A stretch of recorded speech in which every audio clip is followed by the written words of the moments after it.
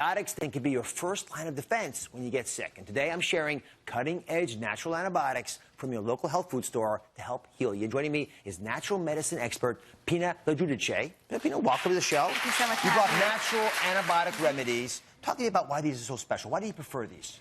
These herbs are incredible because they have amazing healing benefits for common infections. Plus, we're overusing antibiotics a lot of times. So if you're not sure if that sore throat needs to be treated or not, good place to start. Okay, Joanna from our audience is joining us. Joanna, come on over. How are you, Joanna? Very good. Welcome to the show. Thank you. All right, so let's get real here about antibiotics. Give me a classic kind of scenario that would prompt you to take antibiotics.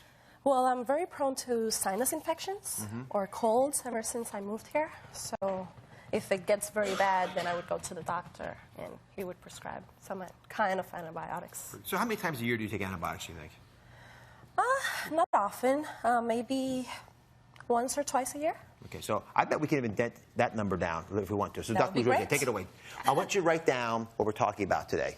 We got a world expert here teaching us. These are things you may not already have in your home, although some of them you may. I want you to get them in your home, put them in the medicine cabinet, and when you have some of these very common ailments that we're talking about, you can start to take advantage of some of these insights. So the first natural antibiotic, it helps with cuts, it helps with scrapes, and you know what? It's honey, but it's a special kind of honey called Manuka honey. Pina, why does it work? So Manuka honey actually tastes very yummy, a little bit stronger than regular honey. But do note that this is a honey not to keep in the pantry, but to keep it in the medicine cabinet. Why is it different from regular honey? Just because it has a stronger antibiotic component to it. Yeah, they can put it on bread, too. And actually, really, I know, it's good to put it on bread, and it's great for you. So how do you apply it? So what you want to do, if you do have any cut or wounds, you want to use about a tablespoon of the Manuka honey. So we're just going to apply it topically, just like that. And then what we're going to do is wrap it up in a gauze, as you would any wound. And then you want to change this dressing 3 times a day.